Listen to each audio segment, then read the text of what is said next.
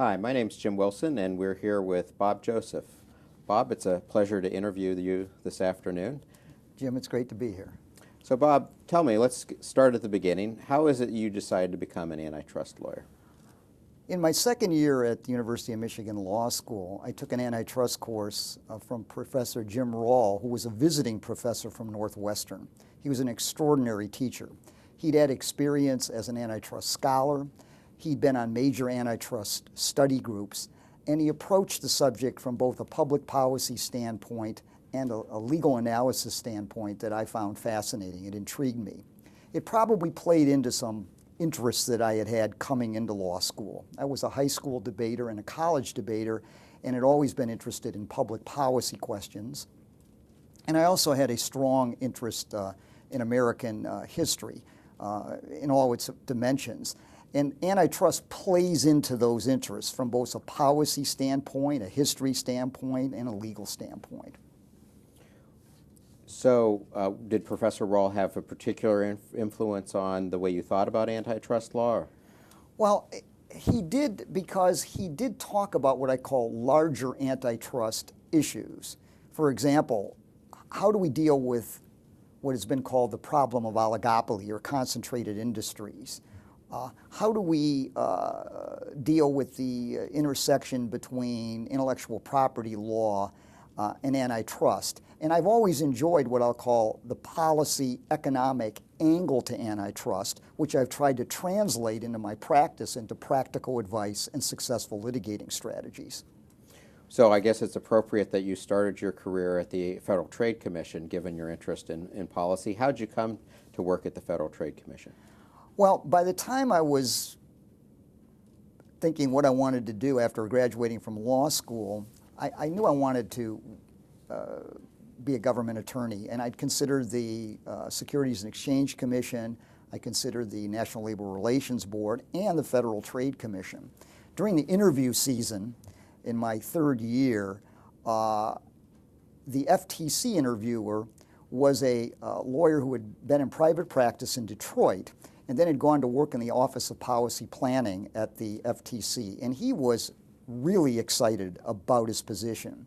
The FTC, at about the time he came, had undergone a significant leadership change. Miles Kirkpatrick had become chair and brought in Alan Ward as director of the Bureau of Competition and Bob Potofsky as the head of the Bureau of Consumer Protection. And the interviewer, Fred Woodworth, was explaining to me all the interesting things that were happening. And I thought this would be an exciting place to work. And indeed, on my own dime, I flew to Washington and talked to lawyers in the Bureau of Competition, and I could see they were energized by what was happening. And I thought this would be a good place for a public service career. Were you right? I was. I enjoyed it very much. I was able to work on a major monopolization case involving Xerox Corporation that was brought shortly after I started. I also, for about a year, served as counsel to the director of the Bureau of Competition. First it was Alan Ward, and then later Jim Halverson, both of whom taught me quite a bit about antitrust. And from that position, I was able to see how the commission operated and the policy and legal decisions that it faced. I also, at various points, touched, although not as much as I did on the Xerox case, cases that are now somewhat controversial. The cereal case and the petroleum case, which were, I guess you could say, shared monopoly, shared oligopoly type cases that involved a considerable amount of debate in the antitrust community. I was able to also litigate a merger case, which was not only a lot of fun, but also gave me a lot of responsibility. Well, tell me more about the Xerox case. Well, the allegation was that Xerox monopolized the market for plain paper copiers through a series of patent-related practices and marketing practices that led to and maintained its monopoly power. The case was settled by consent decree that I think was finalized in 1975, and not only involved decree provisions that dealt with Xerox's marketing practices, but also required Xerox to license patents that would be used in plain paper copiers, including some royalty-free licensing. And this opened up, in my view and in the view of many others, the market for plain paper copiers by actually bringing down structural barriers to entry. This was a case that was highly publicized. When the complaint issued, it was on the front page of the New York Times, and it was the subject of a lot of debate, and still is, by the way. Mm-hmm. Well, I remember the days when copiers were all called Xerox machines, so you certainly were effective in changing that monopoly. Well, it was a fascinating case, and I was fortunate to work with some excellent attorneys on the case who were leading it up. Well, in the mid-1970s, what was the role of economics in the FTC? I think based on the criticisms that have been made by two reports directed at the FTC, a so-called Nader report, and then also an ABA task force that had looked at the FTC, the Commission was beginning to take more seriously the importance of economic analysis in evaluating what cases to bring and on what theories. The director of the Bureau of Economics when I came was Mike Mann, who was a notable industrial organization economist, and then I believe he was succeeded by Mike Shearer, who was a notable industrial organization economist. So economics was becoming important. The paradigm that was used or tended to be popular at that time was what I call the structure, conduct, performance paradigm. It was it was already being debated as to whether or not that was an appropriate paradigm on which to make decisions about legal rules and standards. So economics was coming more to the forefront. Economists were being listened to more often about case selection. But this is something that has continued, of course, to develop over the last 40 years since I've been practicing. But it had already started then. Another area that had developed were standards for predatory pricing. After the famous Phil Arita, Don Turnell article on predatory pricing came out in 1975, the Commission internally, the Commission staff was debating and discussing what particular predatory pricing models were appropriate. And indeed, I think there were a couple of cases brought based on some variation of Arita Turner. Did you have a background in economics? No background in economics. I like to tell folks that I've sort of obtained a Bachelor of Science in Business Administration by practicing antitrust law. You get into, as you know, you get into marketing, you get into accounting, you get into pricing, price theory, understanding industries, and then you also get into economics. I worked with economists, I did my own reading in economics, and I just was sort of the view that this is a discipline that's interesting and it's important, and I want to learn it. So was there tension between the economists and the lawyers at the FTC at that time? There was some tension. The tension would come in situations where the economist couldn't understand why a particular case should be brought, because they thought that the legal theory didn't make economic sense, or of course they would want more evidence of some kind of injury. And lawyers more generally, of course, tend to be prosecutorial oriented. I don't want to make too much out of this, but from time to time there would be that kind of tension, which I imagine still exists. Mm-hmm. But I never found that to be a problem. I thought that was healthy. And I always enjoyed talking to the economists about what they were thinking and why they thought it made sense. Well, so you left the FTC in 1976 and joined Schonenstein, your firm right, today. Right, in early 1976, right. So what was different about being in private practice after that time at the FTC? Well, first there were some areas of the law that I had not been involved in at the FTC that I had to learn. At Sun and Shine, there were a number of cases involving vertical restraints and distribution, and I had not had a lot of experience with those at the FTC, and so I had to come up to speed on those because I was actually put onto cases that involved those restraints. So I, worked with the senior lawyers involved, and I did a lot of reading and study of what was happening. I also was involved in a criminal antitrust case, so I had to understand criminal procedure. More generally, I had to become familiar with the federal rules of civil procedure.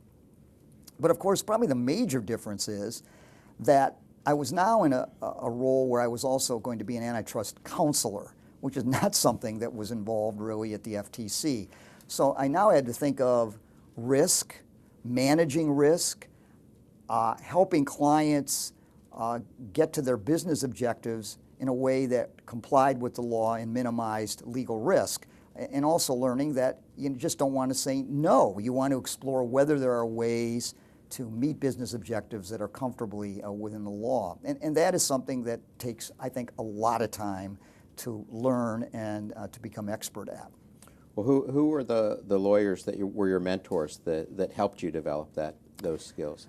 Well, the head of the antitrust practice when I came, and for a number of years, was Earl Pollack, a distinguished antitrust practitioner whom Former chair of the section? Former chair of a section, and whom I learned shortly before I started was Earl Warren's law clerk at the time of Brown versus Board of Education, which was fascinating to know, and indeed he's recently spoken about that experience.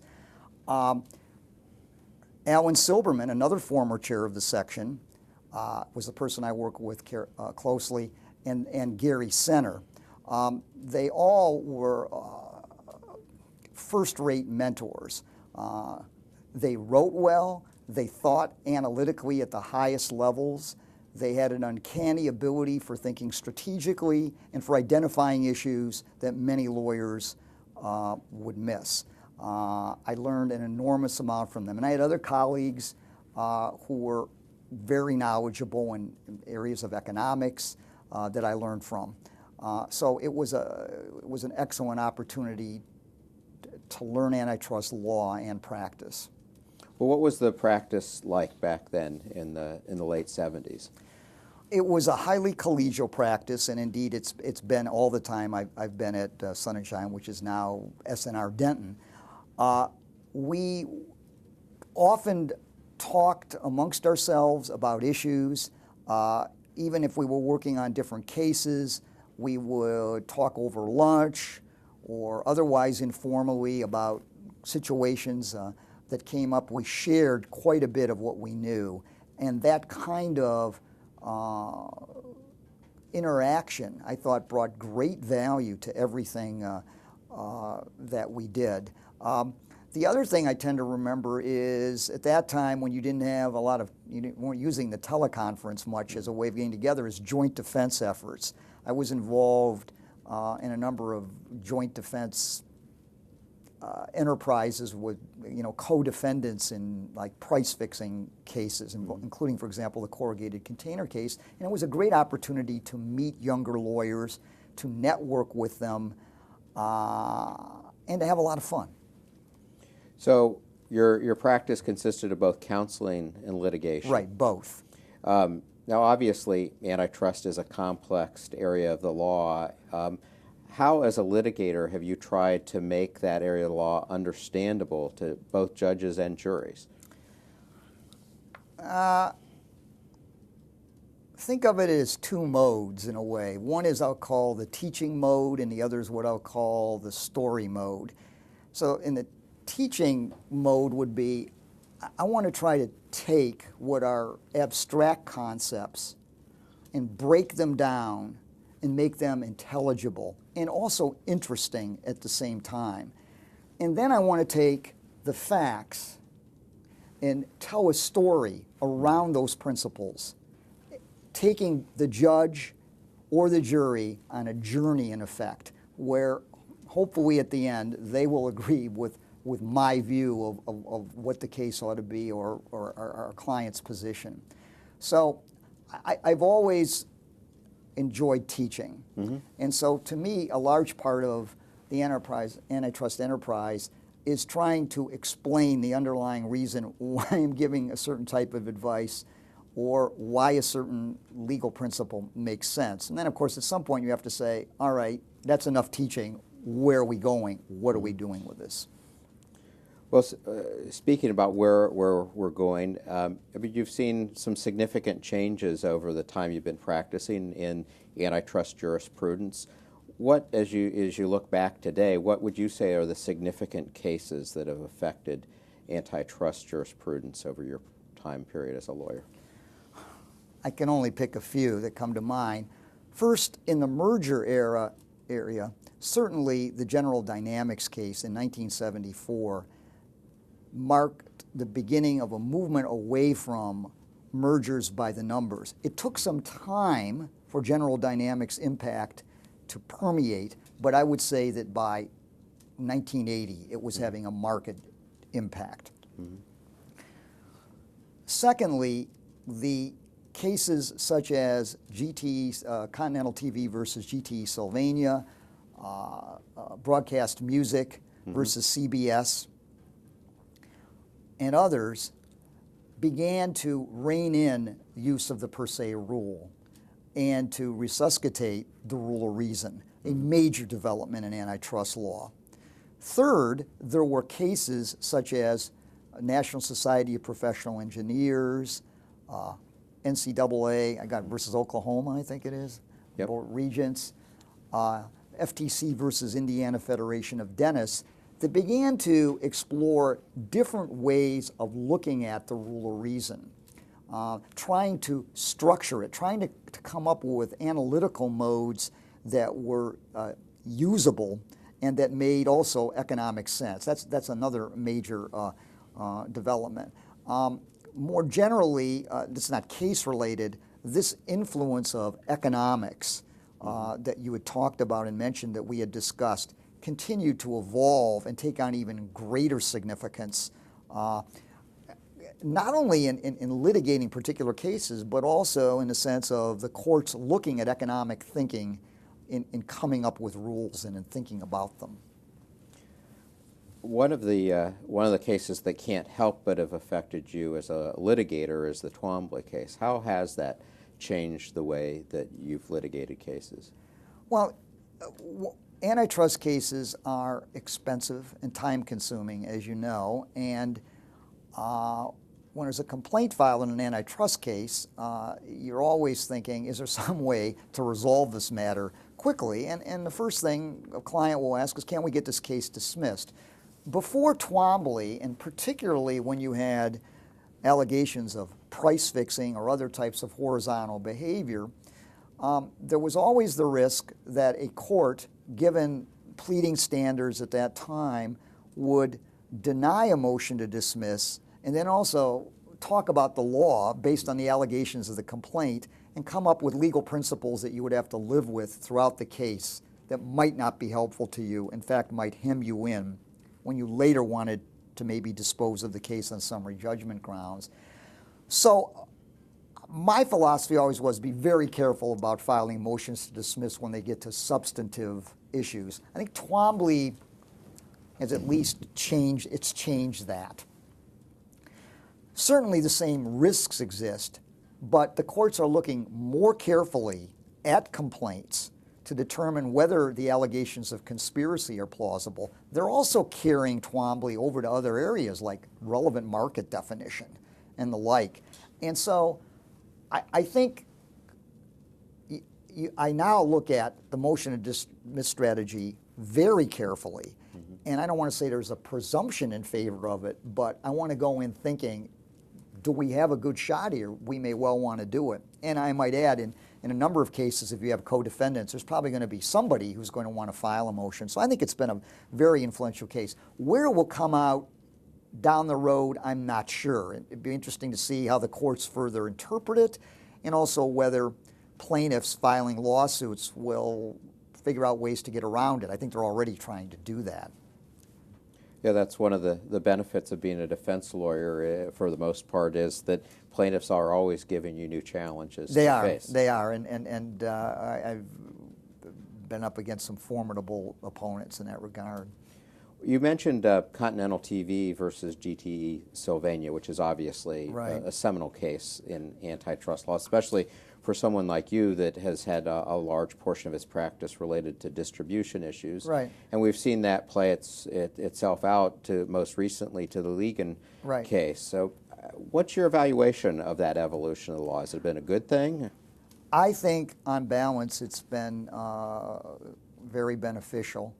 I think that most vertical restraints do not pose any substantial risk to competition that with serious rule of reason implications. And so I think that the principles of GT Sylvania, focusing on inter-brand competition, devising antitrust rules based on economic benchmarks, looking at the substance of a transaction rather than its form, have had their own life and have probably, I don't want to say inexorably, led to Legion. I was surprised when the court took Legion, but logically, probably that's where it was all going. So I think they do make sense. That's not to say that it's an area without risk. It is. There are still questions of how the rule of reason will be applied. There's also issues of whether or not a restraint may be truly horizontal in nature, which could be looked at much more carefully. But it also raises up some of the differences between state and federal antitrust law, and how do you deal with that?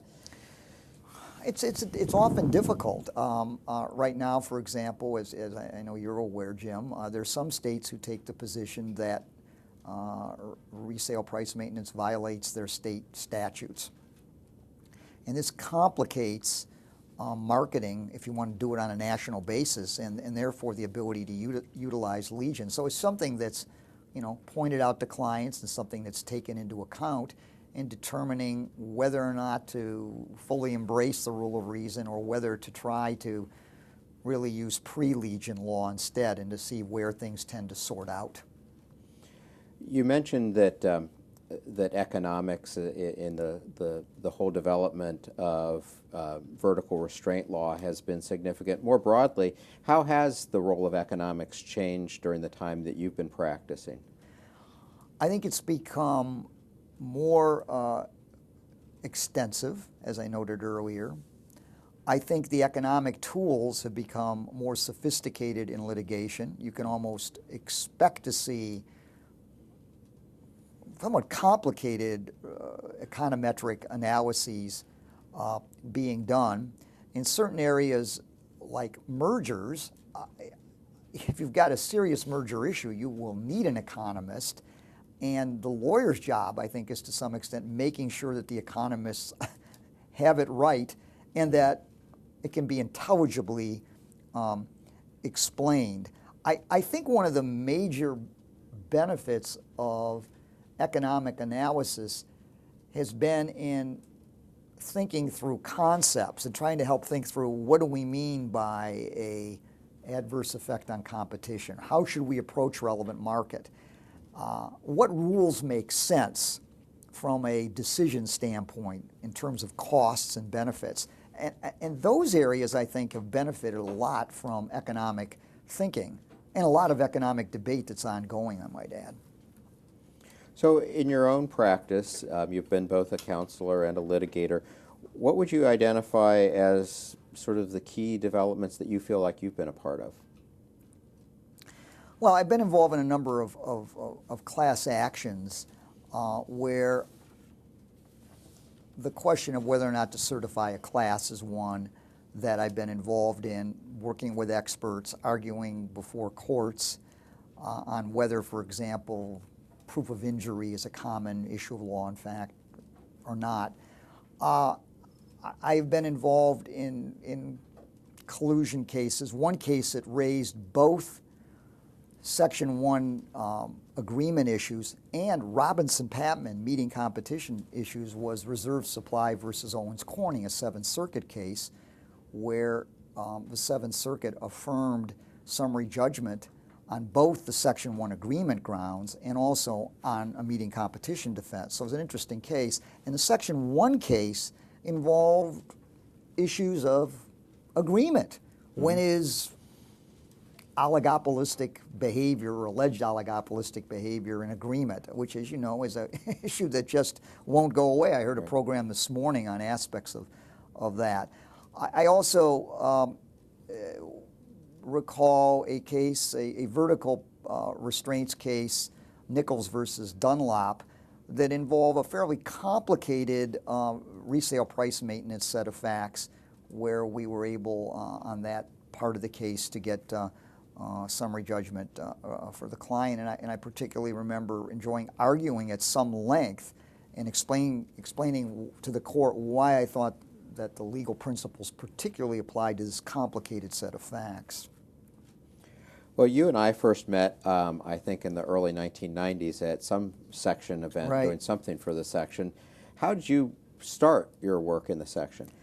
Well, you had mentioned that Earl Pollack was the chair of the section, and just before he became chair, he invited me to work on a writing project. And this is just after I'd come to the firm.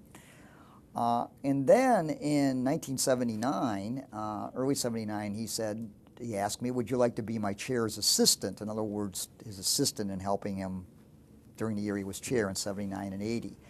And I agreed to do so. And of course, that was a fascinating experience. I was at meetings with, other officers. I was at the council meetings, and I was able to see, at least from one major perspective, how the section was operated and what it did. And that's how I actually got involved. And you've continued your involvement in the section ever since then. What are the contributions that you've made to the section that you're most proud of? Well, as a committee chair for the what was then the franchising committee, I was proud of a couple of position papers that the committee was able to do, and I was also proud of a monograph on franchise-related issues that was, I think, originated when I was chair or worked through by my successors. And it was an excellent committee and still continues to be, I think, under the distribution committee. I later got very involved in programming. I was a chair of a program in 1996 in Arizona called Antitrust, the Tough Counseling Issues, where I had a vision of what I wanted to do, something different. Mm-hmm. We invited participants to send in difficult issues, and it just was fun planning it and then seeing it work. And this led to my being, I was on the council, and then later I was a program officer. And as a program officer, I was able to work with program committees and spring meeting chair, whatever, on something that I like, probably because it tapped into my teaching, the fact I like to teach. So programming has that teaching element to it. It has a policy element to it. It has a practical impact in helping lawyers.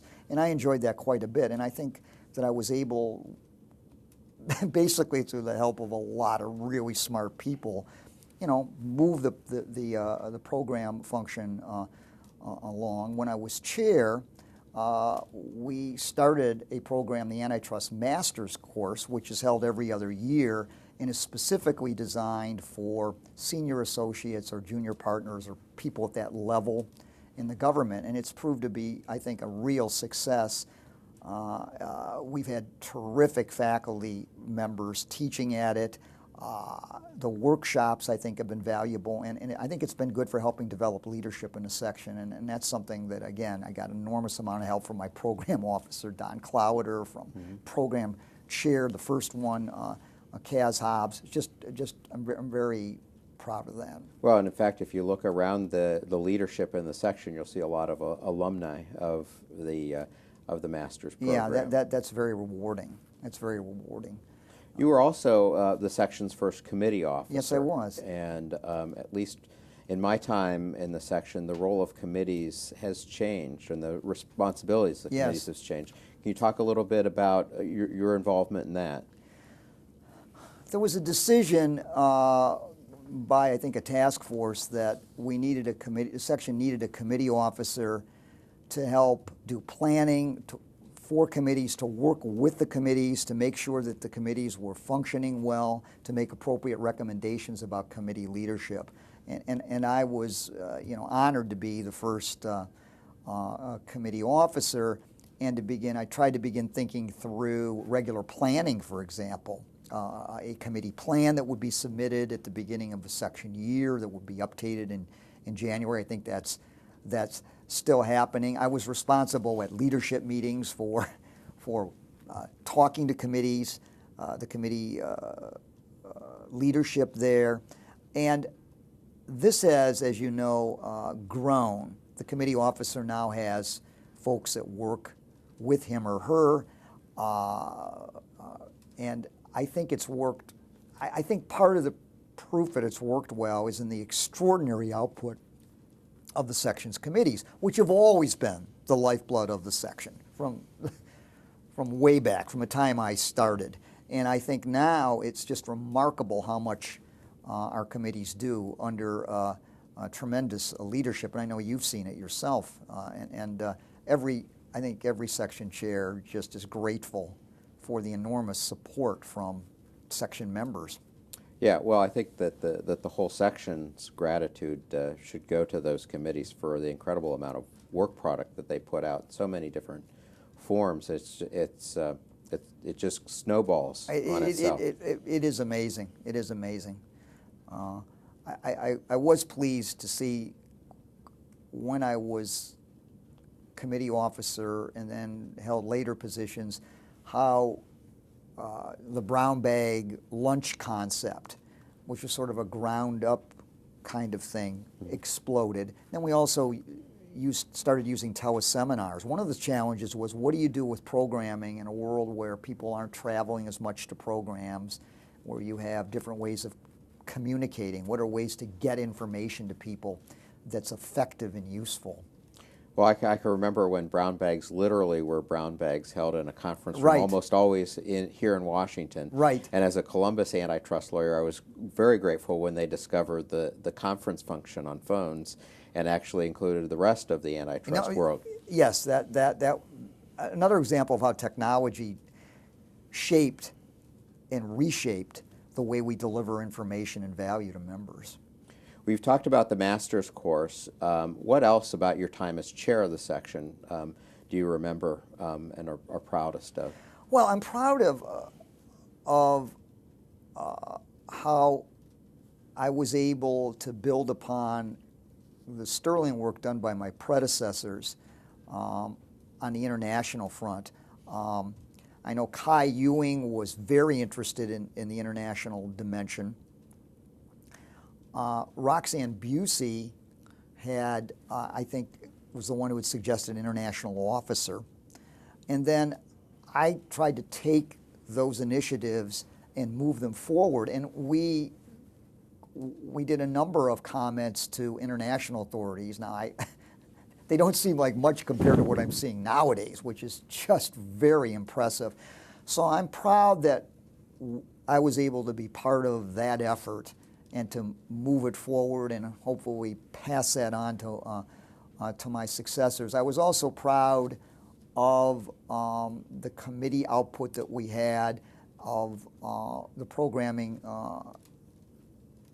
initiatives that I mentioned to you. I was very fortunate to have a team of officers and a council that was supportive, highly skilled, and that made it very rewarding. Well, one of the changes that I've seen over about the last decade in the section is the increased role of consumer protection function. I know Correct. you had a part in that. Yes, I had a task force set up to specifically look at the consumer protection mission and to suggest ways in which we could go forward with it. That has been taken by my successors, including, I think, you, Jim, and others, and really institutionalized and taken to a level beyond, I think, what at least I had imagined. Because it's been embedded into the way the section thinks in terms of programming. We did have, I think my year, we did have a CLE program on consumer protection. And I think that was one of the first. Yes, I think it was one of the first. That was aimed for that specific purpose. And also, we were reaching out to folks in the consumer protection community. So what are your favorite memories of the time you spent working in the section? I think my favorite memories are working with others in the leadership and other members on particular projects. Working and people who really knew a lot about antitrust law and liked it, liked what I liked about it. Its intellectual dimension, its practical application, and we're willing to discuss and debate this. And I just liked being part of what I think Tom Leary has called a great knowledge-based joint venture, okay, where you had a lot of different folks from a lot of different practices and backgrounds who came together and produced books, programs, and other materials that help folks practice antitrust law and help shape antitrust policy, in my view, in a very positive way. And that's what I'll remember. In terms of specific memories, the ones that come to mind are Antitrust Masters, and then also the program I mentioned to you in Scottsdale in 1996. That was a lot of fun. Well, you mentioned the variety of disciplines that come to this section and contribute to it. I happen to know that you were a classics major. Yes. So tell me a little bit about how being a classics major has contributed to the development of the antitrust section and to your thinking about antitrust. It's a great question, Jim. Let me see. Well, here's the way I might answer that question. As a classics major and a student of classics, I was introduced to big issues, as hopefully I wasn't throughout my liberal arts education. Issues about what's the best form of government? What do we mean by liberty? What do we mean by equality? What's an appropriate distribution of society's resources? Those larger issues, I believe, can be applied to any discipline. They can be applied to antitrust. They can be applied to, which is part of our political economy. They can be applied to economics. And I think, to use the words of the Roman playwright Terrace, nothing that is human is alien to me. So anything that has a human dimension, including, believe it or not, antitrust, which deals with people competing in the world, is fascinating to me. So I've got that out of classics. I don't know whether that answers the question. There's another thing too. I guess I figured that if I can understand some very difficult constructions in Greek, classical Greek, like the aorist verb tense or the optative mood, maybe I have a chance to understand econometrics. Okay. Well, I don't think we've ever talked about the nuances of Greek, but you and I have had some long conversations about competition policy and its history. And back when I was planning a symposium on antitrust as public policy, you were the first person I talked to. So tell me a little bit, how did you get interested in that aspect of thinking about antitrust, this history of competition as a public policy? Probably because, first of all, from law school, from Jim Rawl.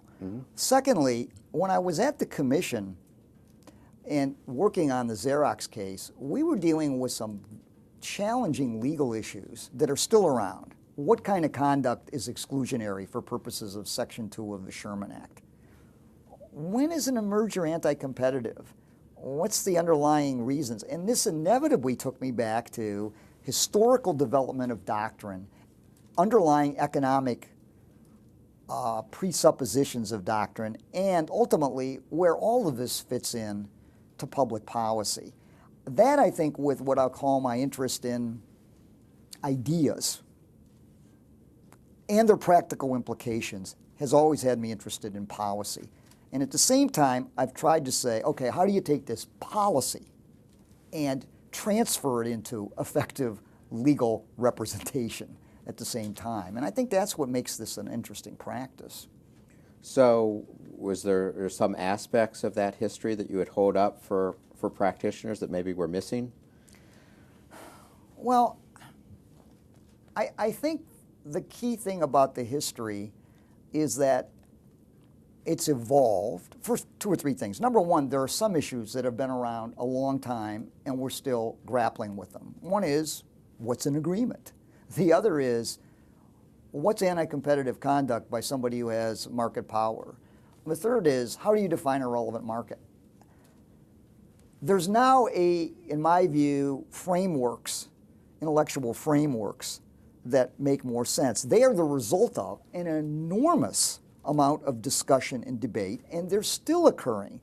And so I guess I'm saying let's be modest at every point, because things change. They change in light of new learning. They change in light of, I think, what Tim Muris has called stubborn facts in particular cases. So that's what I would learn. The other thing I think I'd learn is always ask, when anybody gives you a particular view of what antitrust doctrine would be, what's the underlying value system that's incorporated into their thinking? The underlying value system about decision making, about the legal rules, about economics.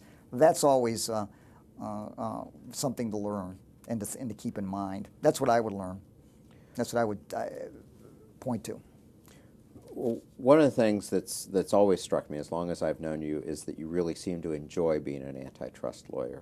What do you enjoy about being an antitrust lawyer? I enjoy, first of all, learning a lot about different industries for a substantial amount of time, but not for my entire life. So I've been able to learn about copiers, about dog food, about glass containers, about motorcycle tires. And so you get to learn about markets, and you get to see how markets operate. And at the same time, there's this body of law that, you know, is often ambiguous, vague, complex. And you've got to take that body of law and apply it to a set of facts and either argue a case in litigation or give advice to clients who want to comply with the law.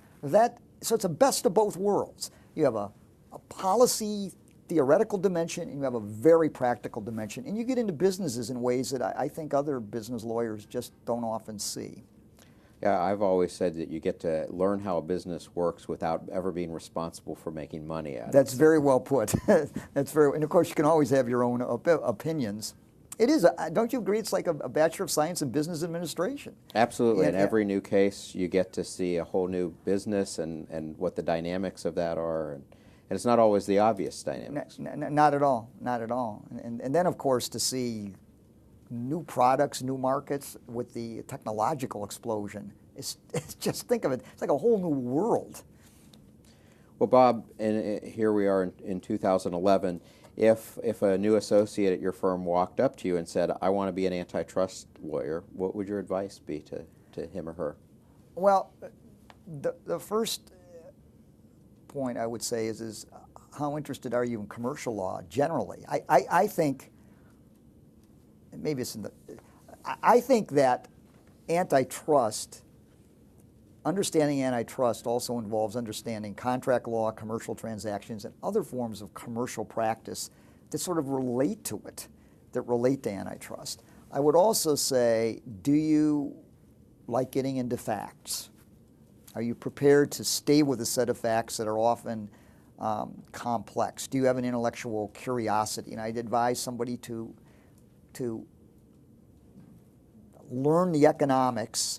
Well, I'd ask, are you interested in economics? Because I don't see how you can do this practice without wanting to learn, or at least tolerating learning economics. And I would say, okay, let's learn about it. Do you have a curiosity? I think it requires great curiosity. But whether that's different than some other area of the law, I don't know. Bob, as always, it's been a real privilege talking to you. Thanks very much. Thank you, Jim.